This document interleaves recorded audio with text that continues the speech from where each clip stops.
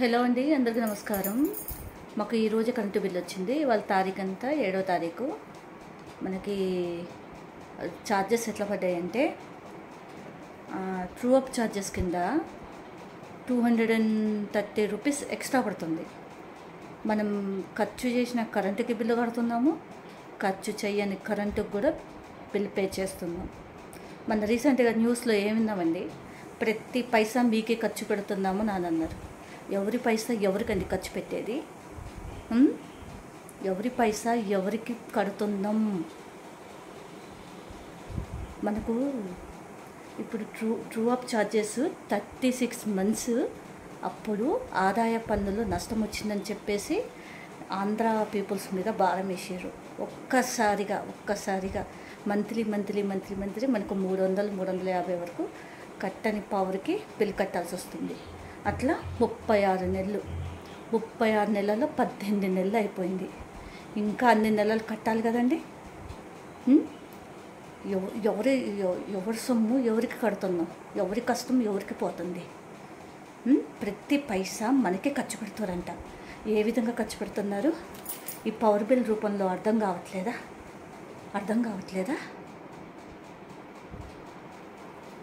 ఆలోచించండి friends. Elections వస్తున్నాయి, ఆలోచించి ఓటేయండి. మీరు వేసే ఒక్క ఓటు 5 సంవత్సరాల మీ భవిష్యత్తు. అది గుర్తుపెట్టుకుని ఓటేయండి. నేను ఇప్పటి వరకు ఓటేయలేదు, కానీ ఇప్పుడు ఓటు ఎవరికేయాలో బాగా అర్థమైంది. ఈసారి ఛాన్స్ అస్సలు మిస్ చేసుకోండి. Please alert. ఓటు వేసేటప్పుడు ఎవరికి వేస్తే మనం బాగుపడతామో, మన జీవితాలు బాగుపడతాయో ఆలోచించి ఓటేద్దాం. ఈ ట్రూ అప్ ఛార్జెస్ గురించి ఒక సామాన్య మానవుడు కంప్లైంట్ ఇస్తే కస్టమర్ కేర్ ఆయన వాళ్ళు ఏమంటారు, పైనుంచి మాకు అలాగే రిస్ట్రిక్షన్స్ వచ్చినాయి, అది మీ ఒక్కరికే కాదు ఆంధ్ర రాష్ట్రం మొత్తం మీద పడుతుంది, అందరు కట్టాల్సిందే అని పై ఆర్డర్స్ అని అంటున్నారు. ఏంటి ఫ్రెండ్స్, మొన్నటి వరకు మాకు 350 నుంచి 400 పవర్ బిల్ ఎక్కువ వచ్చింది. ఇప్పుడు 250 రూపాయలు ఎక్కువ వచ్చింది. 18 నెలలు అయిపోయింది. ఇంకా 18 నెలలు కట్టాలి.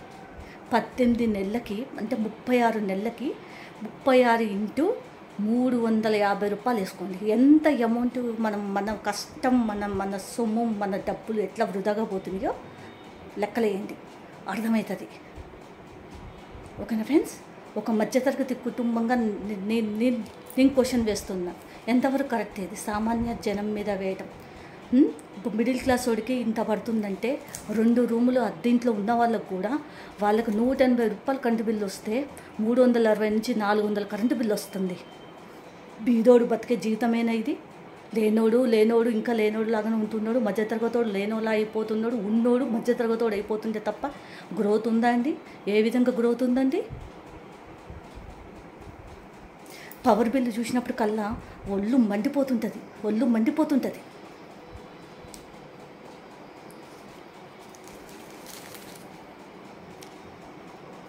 ఓకే ఫ్రెండ్స్, ఎలక్షన్స్ వస్తున్నాయి, ఆలోచించి ఓటు వేయండి.